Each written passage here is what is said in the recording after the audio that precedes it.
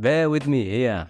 Writing romance is not exactly Isayama's forte, and the fact that he made the relationship between Eren and Mikasa such a huge part of the ending baffles me beyond words. This scene is one of the worst I have ever seen in fiction, and not because I've had to draw it twice now, but because it just doesn't fucking belong to the story.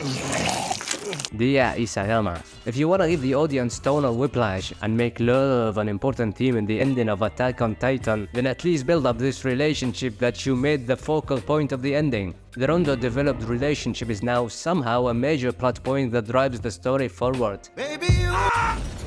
I'm not a romance novelist or anything, but I can imagine that the first rule in a writer's guidebook is don't do this, don't spring this abomination out of nowhere and make one character cry pathetically over another when he barely showed any interest in her the whole story. Now, whether you think the ending is bad, mediocre, or even just fine, and not the masterpiece it should have been, but can't really put your finger on why that is, it all comes down to poor build-up.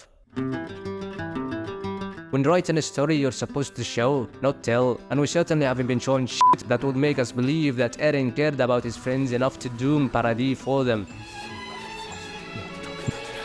This strange scene is the antithesis of the show don't tell narrative idea. Eren straight up tells the audience that he cares about his friends like it's exposition or something, and some people try to act like this sloppy writing passes as believable build-up for his actions in the finale. The worst offender is this underdeveloped sorry excuse of a romance that has parasited itself onto the story for some reason. In order to develop a relationship between two characters, you need to have tension and change between them. Mikasa in particular suffers from a severe case of static character syndrome. Your edgelording boyfriend just murdered innocent civilians in Marley.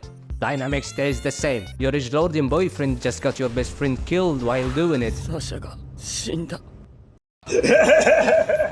Dynamic stays the same. Your edgelording boyfriend is pulling some dirty political shenanigans with some weirdos and getting people killed.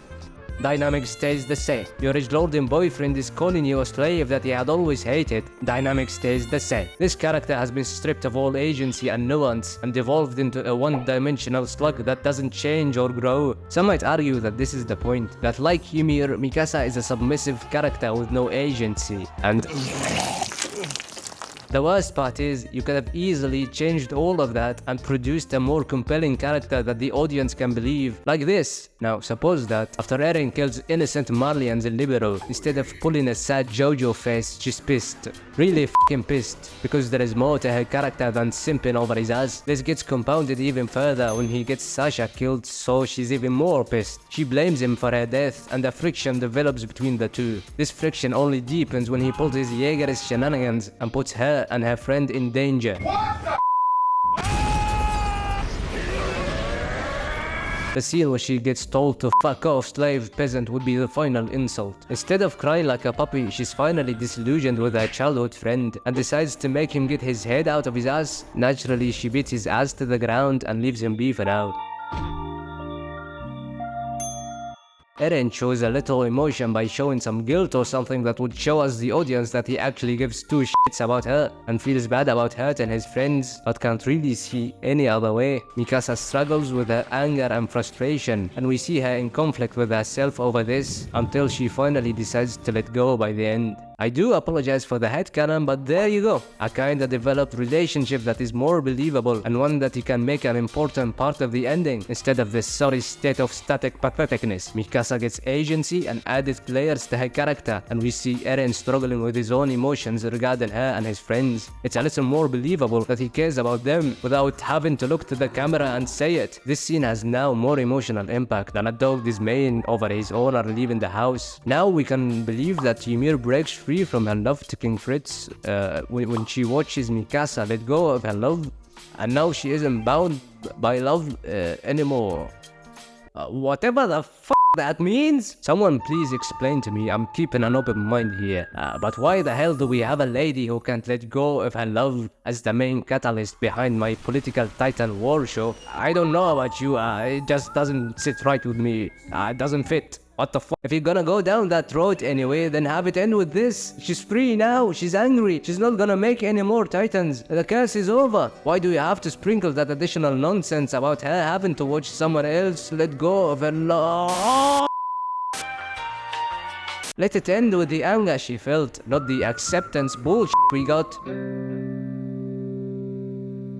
Remember that tonal whiplash I mentioned? Nothing embodies this more than this character and how the author treats her in the final arc. Like Reiner, she is a mass murdering maniac who needs some resolution for her past. The story deals with Reiner exquisitely. He has blood in his hands and the guilt is crushing him. We connect with him as we see his suffering through the Marley arc. He deals with children getting brainwashed into blind hatred like he was, and finally gets confronted about his actions.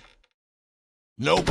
And it feels real, it feels sympathetic. These chapters in the story were some of the best because Isayama was in his element, writing about real life issues that he did masterfully. And then you have this character who has more blood on her hands, doesn't atone for shit, fucks off in a crystal for half the story, is rushed back into the story as the same character with no hint that she suffered, atoned, or changed in any way, would proudly do it all again, and now the audience is supposed to laugh at her jokes and go kya when she blushes in this forced relationship with another mass murderer. You're a fucking war criminal, you absolute Yeah, majite. Uri da yo. Yeah, majite. Uri da yo. Yeah, majite. Majite.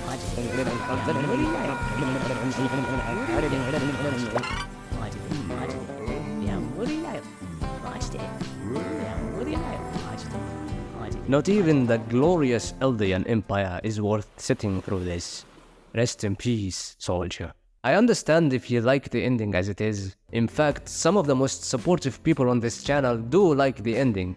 But if you haven't noticed already, I hate the ending with every part of my being. Its very existence is an insult to everything that I loved about Attack on Titan. But since it needs to be said somehow, I still have loads of respect for this man. I love him to bits even now. Isayama has crafted one of the best stories I have ever seen that inspired me and many others. And for that, he will forever be one of my favorite people. But you can't blame me for expecting the story to end in more than just